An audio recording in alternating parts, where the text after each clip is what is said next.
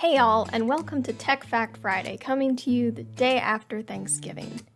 If you're like most Americans, you probably spent yesterday watching the Macy's Thanksgiving Day Parade and a football game or two on your TV. But did you know earlier this week we had a holiday that specifically highlights that device? World Television Day was created by the United Nations to recognize the influence and vital role TV has played historically in the distribution of information. So let's take a look at the history of the television. The invention of the telegraph and telephone were both important catalysts to the invention of TV. Alexander Bell had mused over the ability to send images electronically along with Thomas Edison, but neither of them would take the plunge into developing that.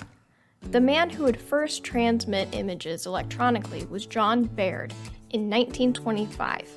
Prior to this, mechanical televisions had been made, but it was soon realized electricity was the horse to bet on in this race.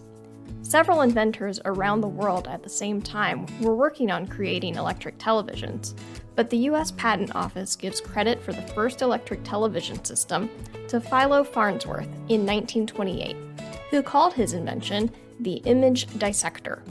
At only the age of 21, he had theorized and put into action a machine that broke images down, transmitted them, and then rebuilt them at the source.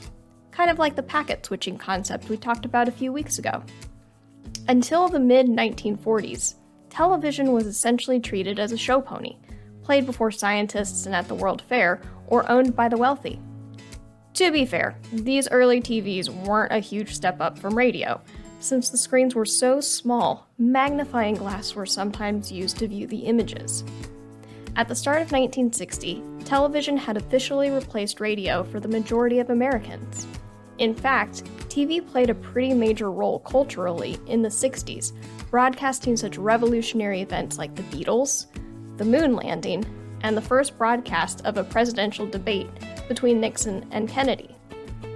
But it also allowed live, harrowing moments to be brought to the living rooms of the general public, like the murder of President Kennedy, and on-the-ground filming of the Vietnam War, the first war to receive TV coverage, which may have contributed to such strong protests against the war.